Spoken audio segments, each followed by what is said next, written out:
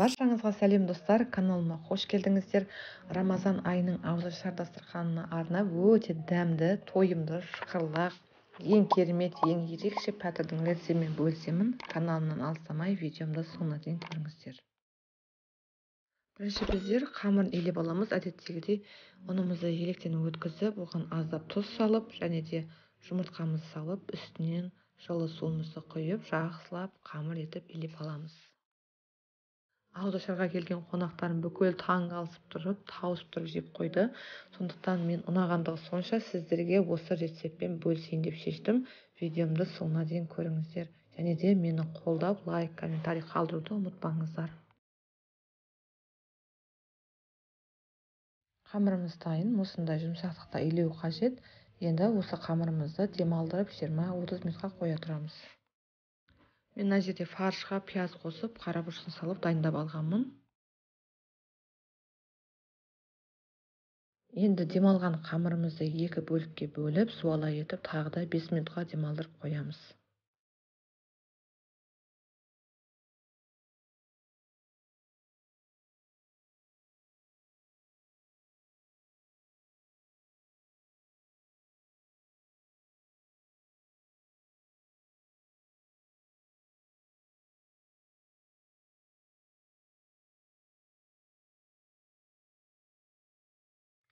Енді демалған қамырымыздың біреуін алып, жақсылап жұқа етіп жаямыз.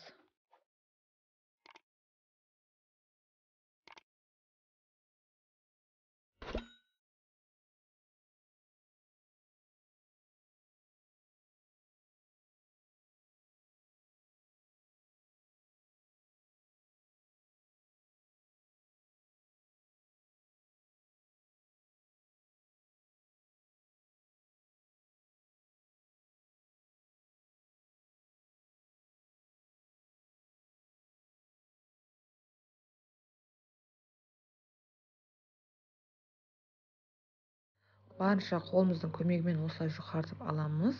Сонан соң барып оқтауымыздың көмегімен жақсылап жұқа етіп жайып аламыз.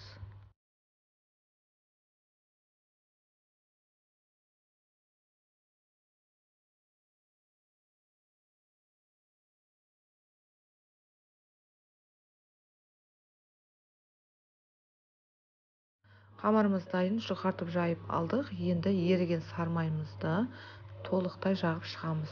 Бір текіс етіп жағамыз. Мен сармайымды осыны алдын ала ертіп алғанмын. 72-82% сармайлар бола береді.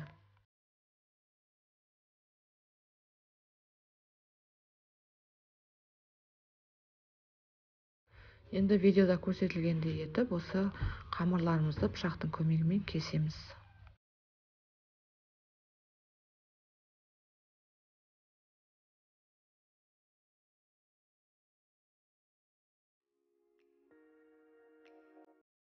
Енді фаршты осы қамырларымыздың үстіне бір тегіс етіп жайып шығамыз. Осылай әр жерінен бірінші қойып алып, сонан соң барып тегістеп шығамыз.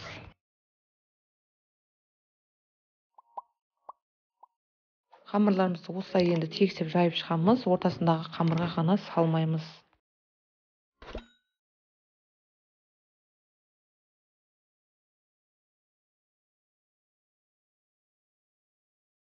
Бұл пәтір өте ерекше. Үйіңізде фарш болмаса, етті осылай ұсақтап турап, пиязбен араластырып, әртүрлі дәмдеуіштер салып, осылай арасына салып пісіре берсеңіздер де болады.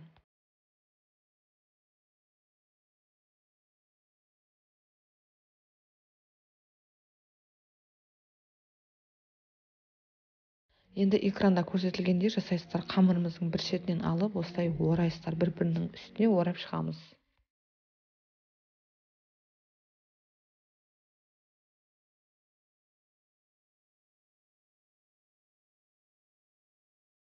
Ең соңында барып, жаңағы салмаған қамырымызбен осылай толықтай орап шығамыз.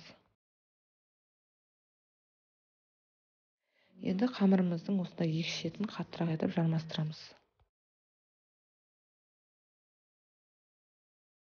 Пәтірлеріміз дайын. Біреуіне салмасын салдым, біреуіне салмай жасадым.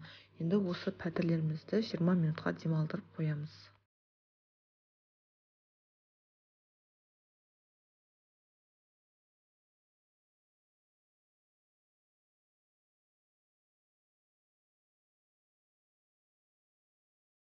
Енді қамырларымыз дайын, демалды 20 минутқа. Енді пешіміздің противеніне осы қамырымызды жайғастырамыз. Өте жұқа етіп жайып жібермейміз, осы видеода көрсетілгендей етіп жұқартсаңыздар болғаны.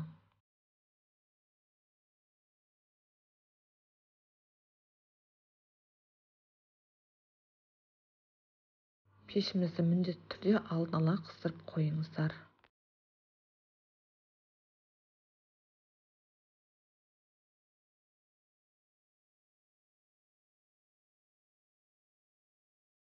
Енді дайын болған қамырымыздың үстіне жұмыртқамыздың сарысын жағамыз.